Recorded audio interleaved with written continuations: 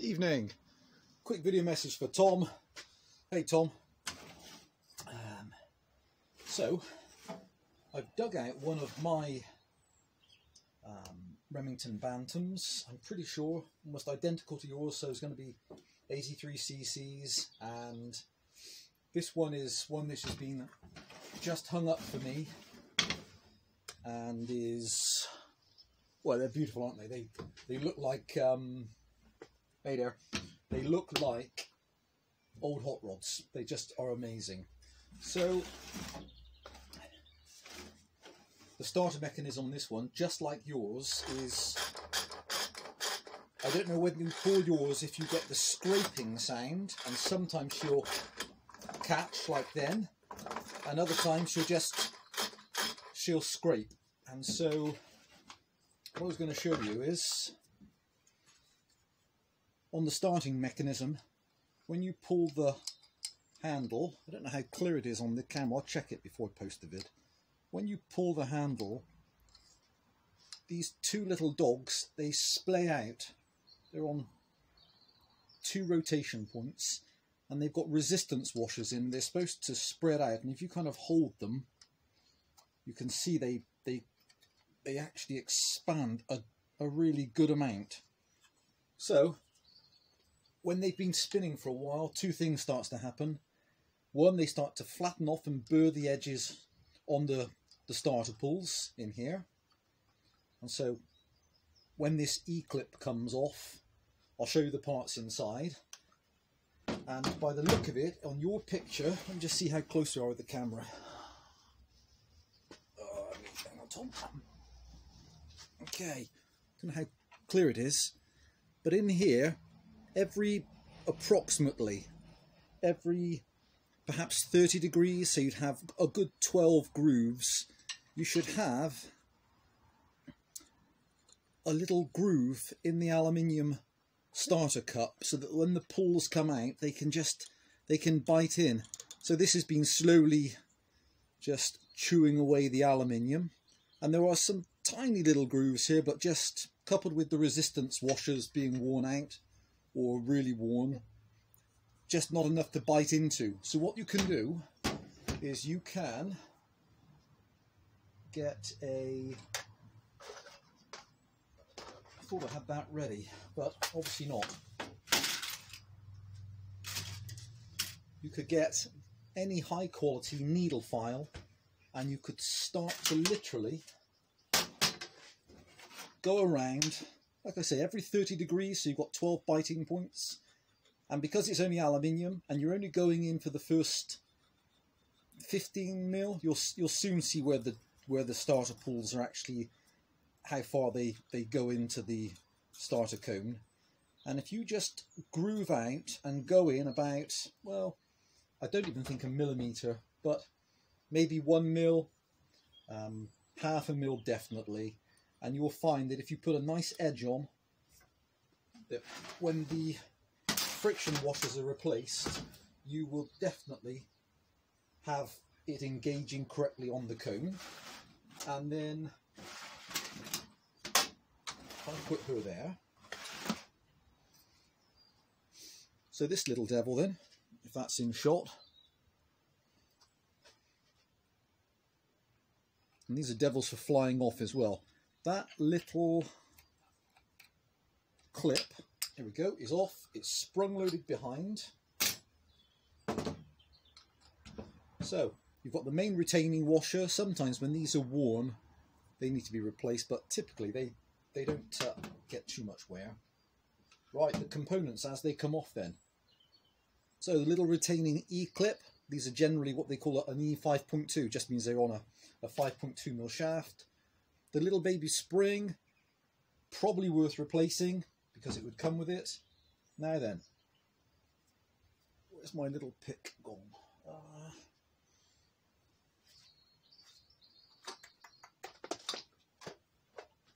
Okay, engineer's pick, always handy.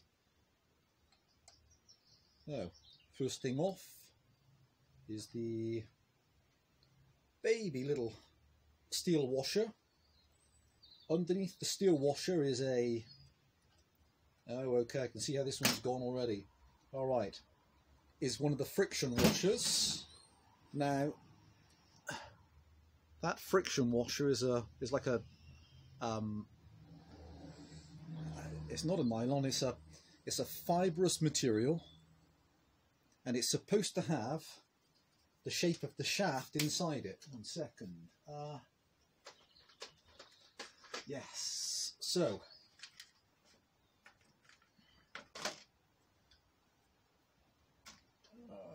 I'll just put it. And these are the new ones, Tom. So they have the shape of the starter shaft inside. So you can see how the middle of this one's completely worn out. Right, that's those. And actually the spring on this one's, oh, he's gone now anyway, was deformed. So these are the new correct spring assemblies as well. And then when you pull the dogs out, remember, when you pull them out, definitely keep the orientation, because if you put it around the other way, it won't engage. And there's the little starter dog assembly. And if they've got any burrs on the leading edge, which is definitely worth just with a bit of emery, just taking the burr off of it and just making it a nice shape again. And then on the underside, we've got the same again.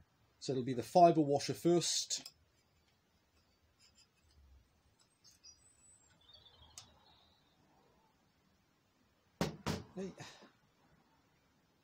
And it should be on there. You know, it's missing off of this one even, you see? So it's funny, over a period of time, whether they're old girls.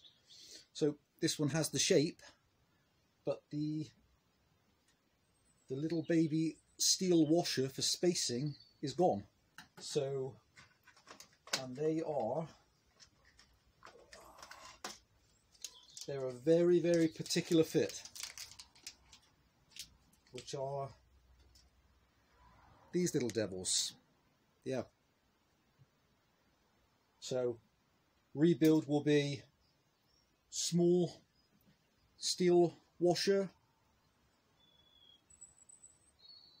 resistance washer, starter pulls, then resistance washer, steel washer, new spring, retaining washer, and then put the E-clip back on. So what I'm going to do, actually I could probably, also very important, people make some real mistakes here. This is not to be lubricated, because if you introduce oil on the shaft, the way that these starter assemblies work is that they rely upon the friction of the material on the little stainless steel washers. So if you add oil into the assembly and it gets into the fibre, it makes them deteriorate, but also makes them slip. So what we do, we just wipe off most of the dirt, and then we can rebuild. So let's have a look how she goes then. So, new stainless steel, new friction washer,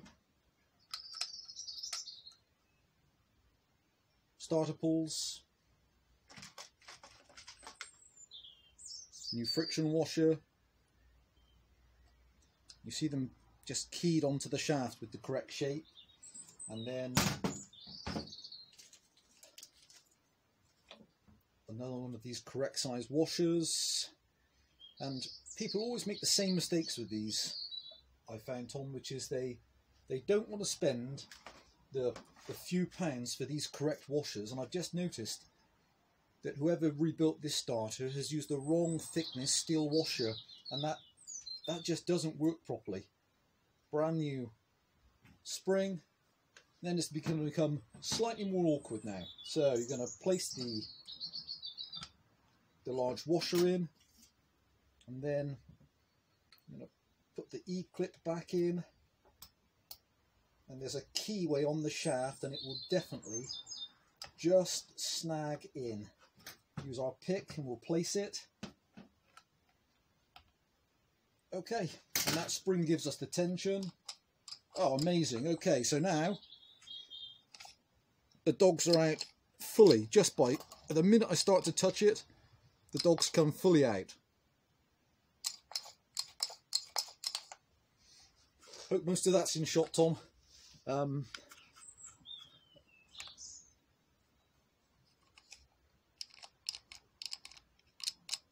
Just see them extending, and if I gently put that on, they're gorgeous. I'd love to hear how you get on putting your Bantam back together. They're just such a gorgeous piece of history. Oh, look at that.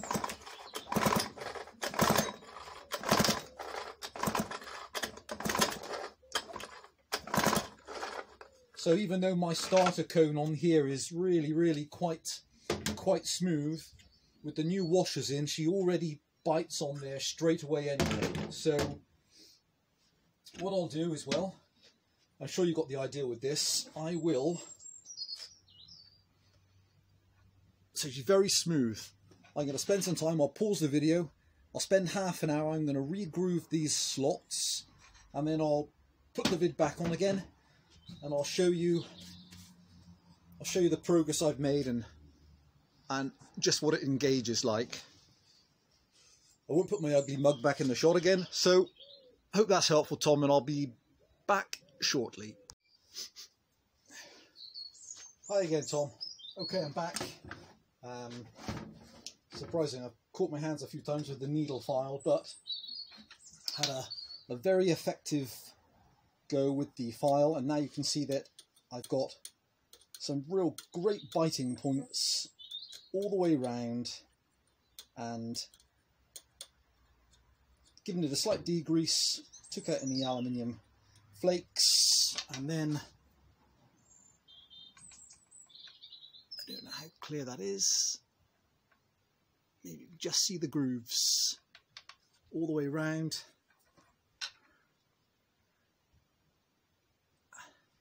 And also, I should have said as well, while you've got these things apart, they have the aluminium pulley wheel, and another thing people do is when they put them together, invariably they end up using the wrong size rope, and if you use a cheap narrow rope like a 2mm or a 2.5mm or even a 3mm, when you actually pull it, if the saw starts to develop big compression, you start to pull, the rope will start to compress, and if the rope is too narrow for these pulleys, the rope ends up sitting alongside the previous wind on the pulley, and it starts to splay the aluminium pulley, and with enough time and enough force, you end up seeing the aluminium pulleys splayed open and broken, and you do not want to break one of the Remington pulleys because they are difficult to get. And so it's a 4.5mm rope on the Remington, and while I was in there, I've just taken it apart again. I put a brand new cord on it, took some time to clean the spring up and correctly tension it, and so when it comes back, it just now sits nice, no real tension, and you've got a proper extended and pull cord. So, and then back on the saw, and she's